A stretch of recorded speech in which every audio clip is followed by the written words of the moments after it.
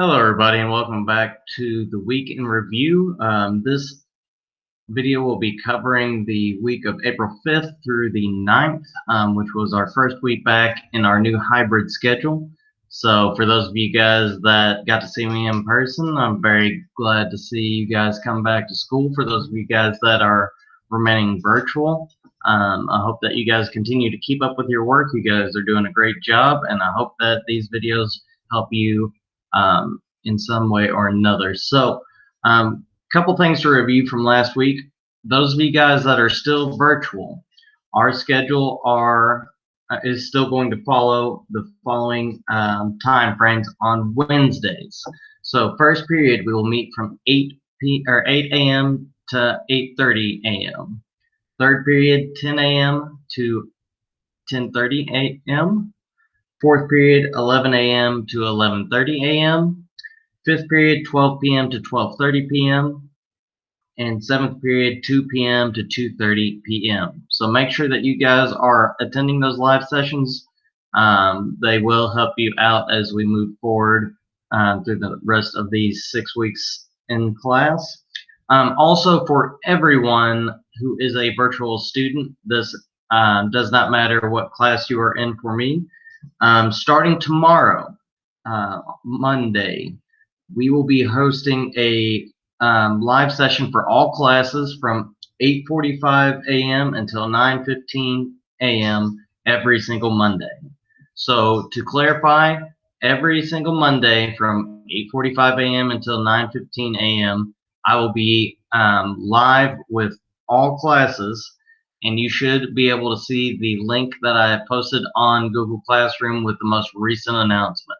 So please make sure that you guys are taking the time to come to that session as well. That session will be mostly a review session to review what we did the previous weeks. And then our sessions on Wednesday will be going over new material. So hopefully that will set you guys up for success as we move forward.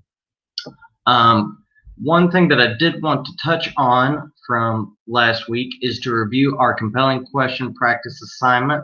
So I do want to share a few things.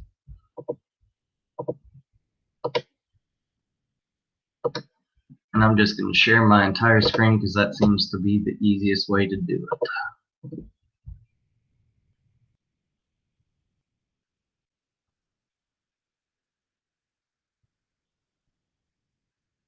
All right. So just to touch in for everybody for last week, here is our live session schedule. Make sure that you guys are paying attention to that for Wednesdays. And again, we will be meeting that additional time on Monday from 8:45 until 9:15 in the morning. So make sure that you guys are following along with that. And I wanted to spend some time doing a quick review with you about the assignment from last week. So let me go ahead and present this for you. So for those of you guys that were in class, I went into more depth about this. For those of you guys that joined our live session, I also gave you guys a little bit of background. But our compelling questions have been our main overarching theme throughout each of our units, and I just wanted to spend a little bit more time going over, reviewing, and helping you guys understand why we use this. So like I said, why do we do them? They're the overall theme for each unit, and it requires you to answer not just questions, but open-ended questions. These require a little bit more thinking, and it also requires you to take a stance. So how do we answer them? Well, that one should be pretty self-explanatory for those of you guys that have been keeping up all semester long. For those of you guys that may need a little bit of a nudge, I'll review that real quick. So how do we answer them?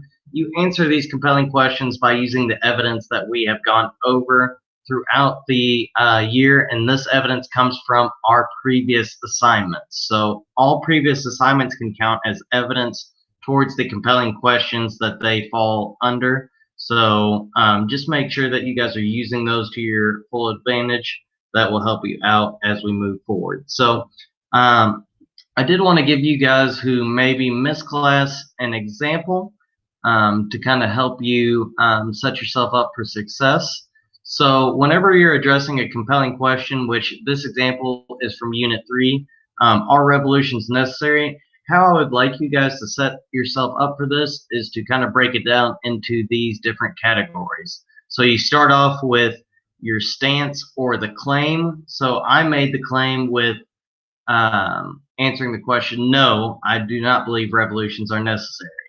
So here is the reasoning that I used without evidence. I said revolutions only bring more harm than they do good. So you can see that I made my claim, I restated the question, and then I also gave personal reasoning. Now, this can come straight from your own brain. I believe that you guys can come up with a good way to set yourself up to show why you believe what you believe. But really take the time to make sure that you understand the stance that you are taking. So continuing on, what I did was I went back and found some evidence. And so my evidence came from assignment number 27, Second Industrial Revolution Web Quest. So what I said was people were paid low wages, had to work long hours, and had to deal with dangerous working conditions thanks to the Second Industrial Revolution. So all of that evidence supports my claim that revolutions are not necessary because they only bring about more harm. So because of that revolution, I can say that I have covered all the reasons why it would bring more harm. Now, something important before I go on to how you finish. You guys can have a different opinion than I do.